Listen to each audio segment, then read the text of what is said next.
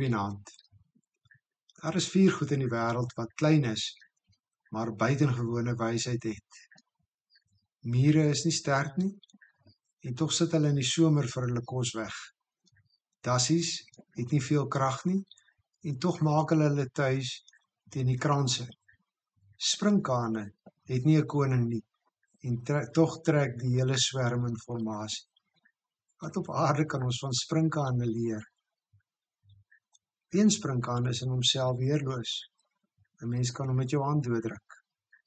Tog vrees mense, ook al in die Bybelse tyd, wanneer duisende, selfs miljoene sprinkane bymekaar kom en in 'n donker wolk op 'n land toesak en alles verwoes.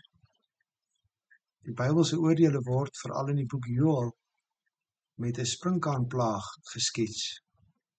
Dit leer die sprinkane ons: eendrag maak mag. Ons het mekaar nodig. Eintlik is ons elkeen so weerloos, maar saam met ander kan ons 'n wendestorm loop.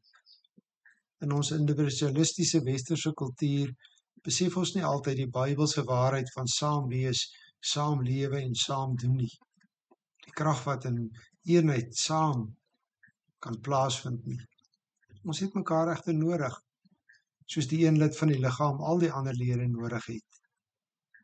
Ons is 'n gebou wat nie net uit baie stene gebou kan word nie. Ons is in 'n kudde, en buite hierdie kudde kan 'n skaap nie op sy eie oorleef nie. Wat verder merkwaardig van sprinkane is dat hulle sonder 'n sigbare koning saamtrek. Op 'n onverklaarbare manier vlieg hulle nie mekaar vas nie en trek hulle ook nie in verskillende rigtings nie. Hulle het 'n ingeskape, van God gekryde manier van doen.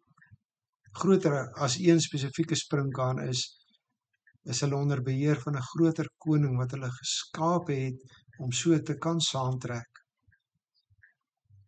Die Bybel leer dat die Here hulle aanvoerder is.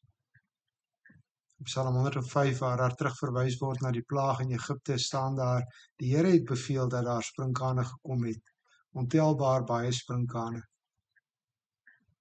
Dit leer die sprinkane ons.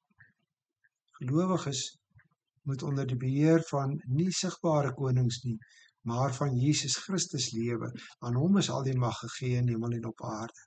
Hy regeer deur sy woord en gees, en die eenheid word deur hom bewerkstellig. Hoewel God as mense gebruik, is die groter leiding steeds die van die Heilige Gees en nie van mense nie. En menslike leiers moet oppas om nie in die pad hiervan te staan nie. Ons moet eerder die heeltyd, soos Johannes die Doper, die vinger na Christus Jesus wys. Hy is die hoof van die liggaam.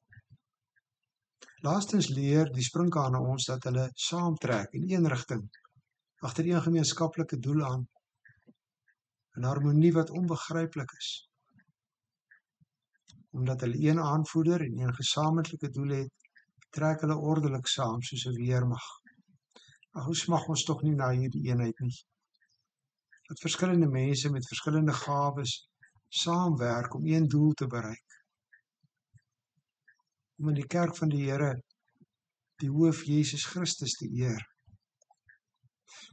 Paulus in Efesiërs 4 stel die waarheid soos volg: lê julle daarop toe om die eenheid wat die Gees tussen julle gesmee het, te handhaaf deur in vrede met mekaar te lewe. Daar is net een liggaam en net een Gees, soos daar net een hoop is waartoe God julle geroep het. Daar is net een Here, een geloof, een doop, een God en Vader van almal, wat oor almal is, deur almal werk en in almal woon. Dit kan net bereik word waar almal op Jesus Christus, die begin en die volëinder van die geloof, fokus. Goeienaand.